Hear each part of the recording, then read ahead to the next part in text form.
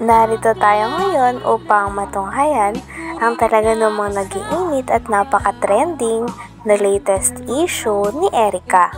Sa pagpapatuloy ng ating istorya ay tumuloy na nga ulit si Kalingap Val Santos Matubang sa bahay nila Ate Erica at na-interview nga niya muli ang lolo ni Ate Erica pati na rin ang tita nito.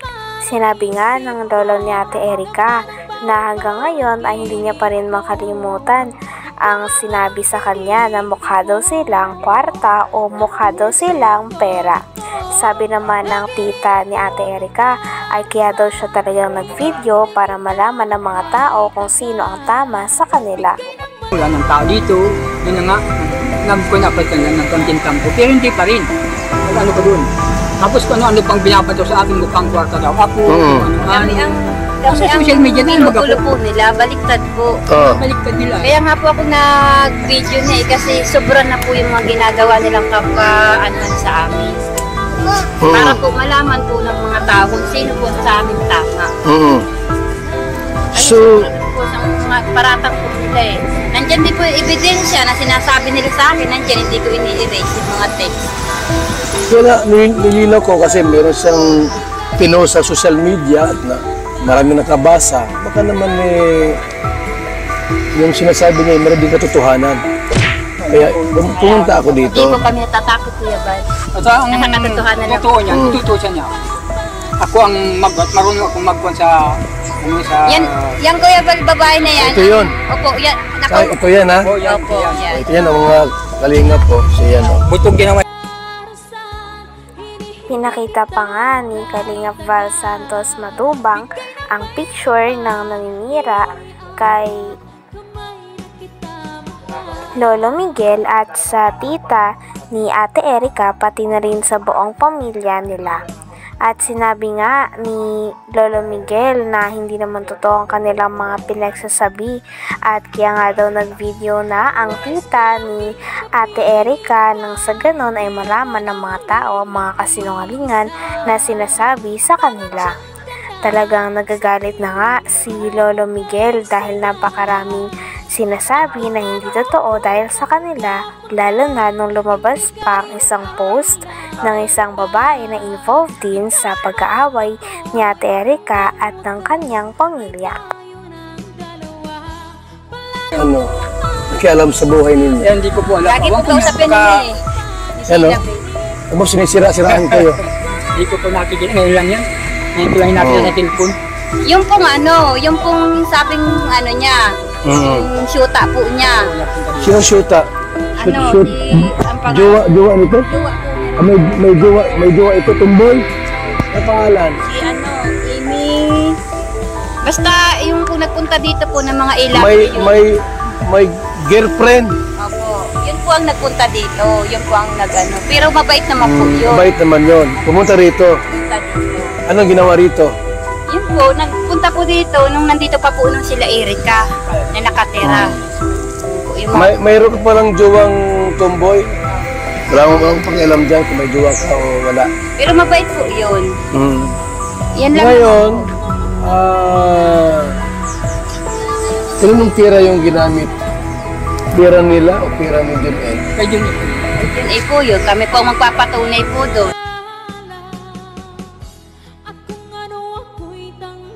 Grabe at todo nga ang pagsalungat ng lolo ni Ate Erica sa mga message at post na binabasa sa kanya ni Kalingap Val Santos Matubang. Talagang walang katotohanan daw ang mga ito dahil lang totoo daw ang sinasabi nila.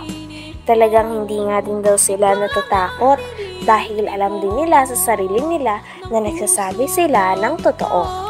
At kitang-kita din na naniniwala naman si Kalingap Val Santos Matubang sa sinasabi ng pamilya at lolo pati na rin ng tita ni Ate Erica. Grabe at patagal ng patagal ay mas lalo na nga umiinit ang mga balita tungkol sa issue ni Ate Erica. Sino nga ba ang talagang may mali sa issue na ito? Po, tumigil kayo kung ayaw ninyong malaman ang katotohanan ng mga tao na binabaliktad ninyo sa amin na wala namang kaming alam. Wala naman sa akin. Ayun, kasi andito lang po ako mga kalinga para i-clarify ito.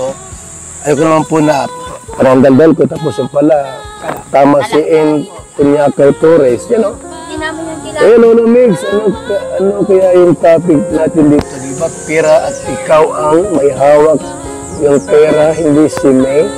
Dahil kayo ang bumili ng gamit. I have some evidence of what happened from the start.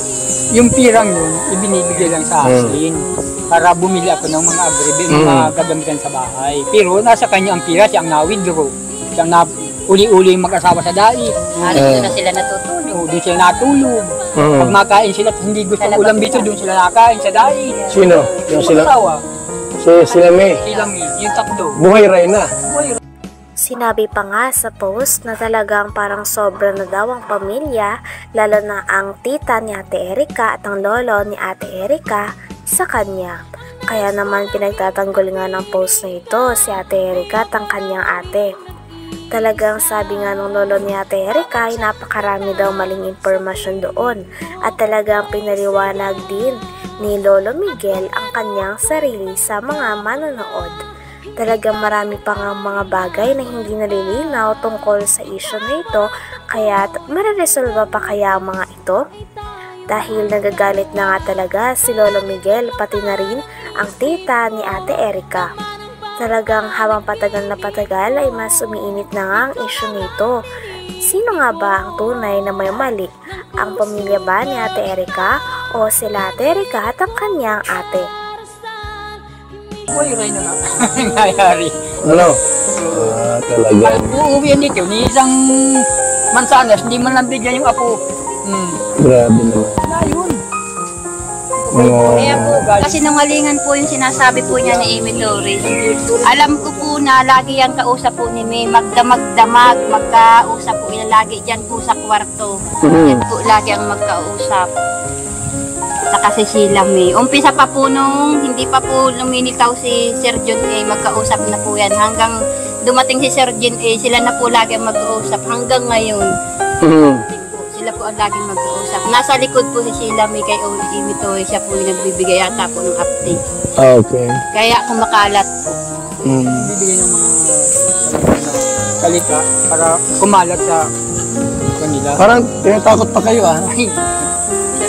Nandiyan po yung si Kuya Bal yung yung text nila na kami, gutom na aso, nandyan. Kunin mo daw. Tingnan natin.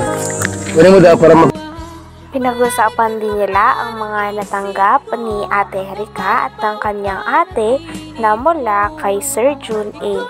Kasama na nga ang pabahay, pati na rin ng NMAX na motor, pati na rin ng tricycle na tulong sa kanila. Grabe at napakarami nga natulong ni Sir Jun A kay Ate Erika at sa kanyang ate.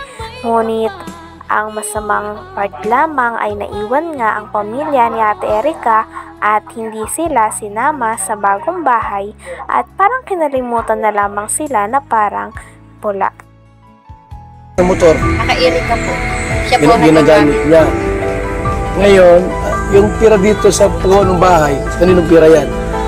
Kay Sir Jordan rin na po po. So hindi lang kalating milyon ang nagastos niya. Hindi ko pala malaki yung reset yun.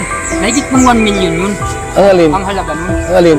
Yung bahay ko yun. Itong bahay na ito, higit 1 milyon. Hindi ko makakapagod natin yung mga Ito kinuha po, ko mga yung asawa nito. Ginawa ko O ayun ang ebidensya. So tayo, kung tutusin, kung puntahin lahat, ba't ang mga 2 milyon ang tirang brikewan ni Sila lang John A? nagpaganda. baka higit hanggang loob ng bahay. Hindi, kasi may inmax pa. May motor, sidecar, may lupa pa sa dait. Grabe, mayaman si John A. pala, no? Kaya nga po sabi ko po, tumigil kayo kung ayaw ninyong malaman ang katotohanan ng mga tao na binabaliktad ninyo sa amin na wala namang kaming alam. Wala naman sa akin. Ayun, kasi andito. Hanggang dito na lamang muna ang ating napakainit, nagtitrending at talaga namang mas nakakaintriga na issue ni Ate Erika. Maraming salamat sa inyong panonood. Hanggang sa muli.